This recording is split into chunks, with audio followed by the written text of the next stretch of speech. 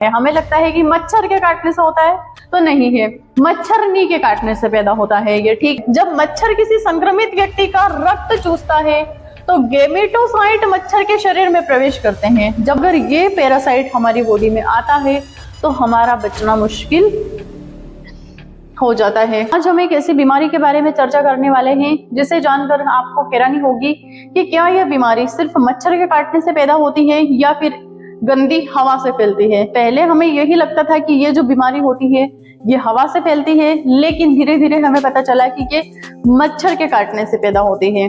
तो आइए समझते हैं कि मच्छर के काटने से ये बीमारी कैसे पैदा होती है और ऐसी कैसी और इतनी घातक ये बीमारी क्यों हो सकती है कि इसमें व्यक्ति की मौत भी हो सकती है। ठीक है, उसका ब्रेन फट भी सकता है, इतनी ये घातक बीमारी होती है। तो आइए इसी बीमारी की हम चर्चा करने वाले हैं, मलेरिया के बारे में। तो सबसे पहले हम देखेंगे इसकी हिस्ट्री और इसका परिचय कि मलेरिया होता क्या है। ठीक है, तो मलेरिया एक संक्रामक परजीवी रोग होता है। मलेरिया क्या होता है? मलेरिया एक संक्रामक परजीवी रोग होता है। ठीक है, मलेरिया जो होता है वो एक संक्रामक यानी कि इन्फेक्शियस पैरासाइट होता है। प्रोटोजोआ प्लाज्मोडियम के कारण होता है, यानी कि इन्फेक्शियस पैरासाइट होता है ये, जो प्लाज्मोडियम प्रोटोजोआ के कारण होता है।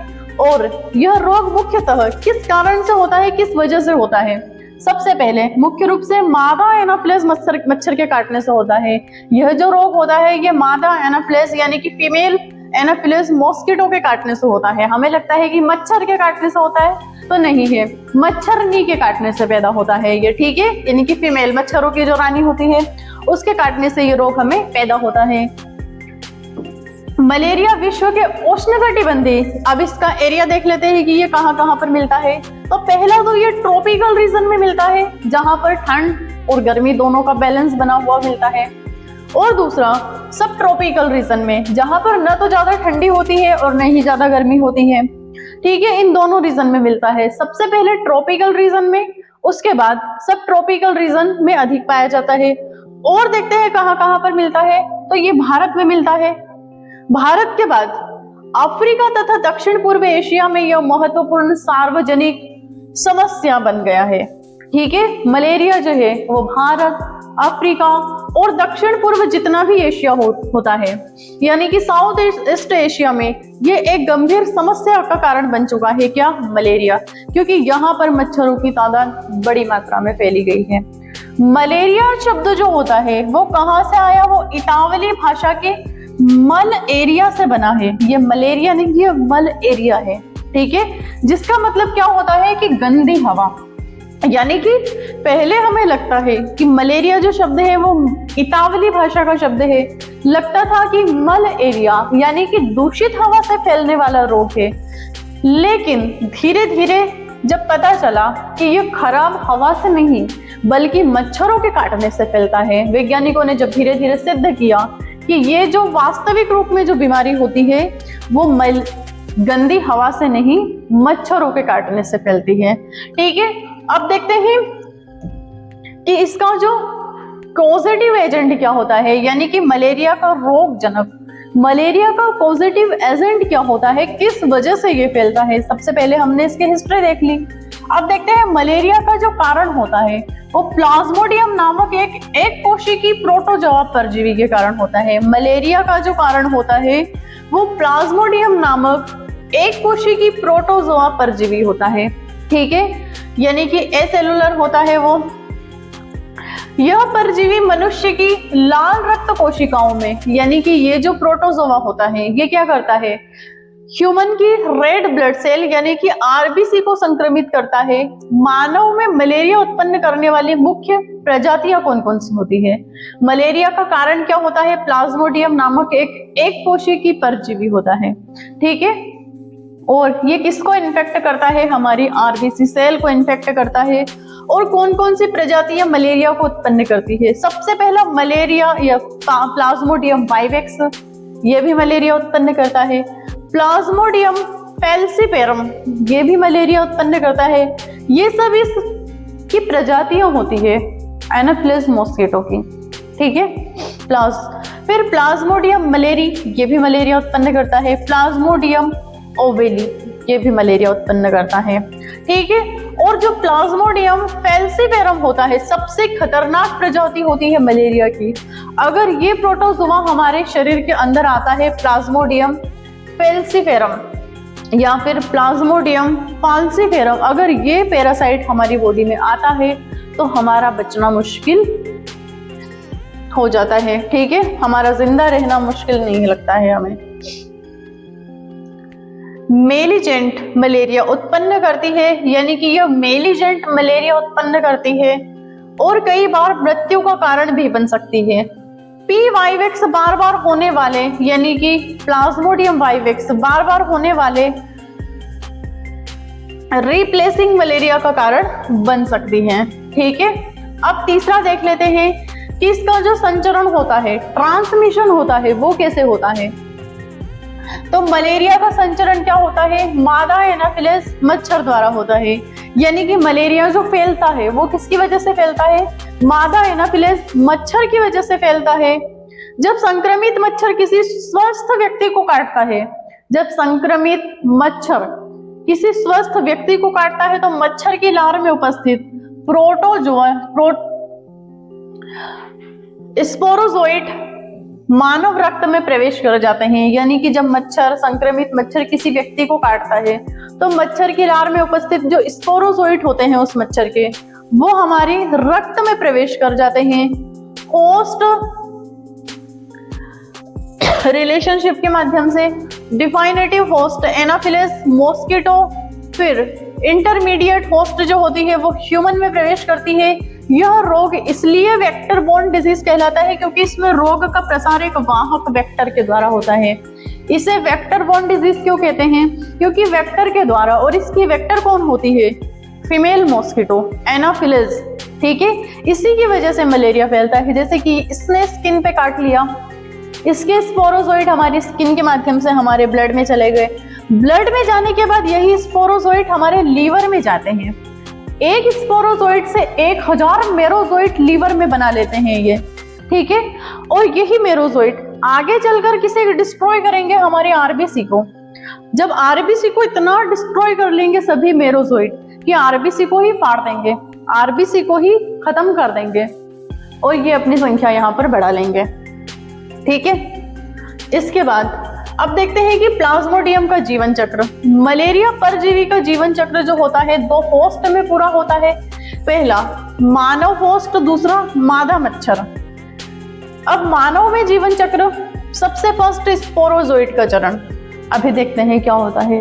जब संक्रमित मच्छर मनुष्य को काटता है तो स्पोरोजोइट रक्त में प्रवेश करते हैं। फर्स्ट इन्फेक्टेड मॉस्किटो, ये मच्छर किसे काटा, फर्स्ट इन्फेक्टेड पर्सन, इस मनुष्य को काट लिया। इस मनुष्य को काटने के बाद इसके स्पोरोजोइट इसने इस मनुष्य के शरीर में छोड़ दिए। एक स्पोरोजोइट जाएगा लीवर सेल के पास, लीवर सेल को डिस्ट्रॉय करके, विभाजित करके, डिवीजन करके 1000 मेरोजोइट यहाँ पर ये बना लेंगे, ठीक है। अभी देखते हैं, जब संक्रमित मच्छर मनुष्य को काटता है तो स्पोरोजोइट रक्त में प्रवेश करता है, ठीक है। मच्छर ने मनुष्य को काटा तो स्पोरोजोइट रक्त में छोड़ दिया मच्छर ने।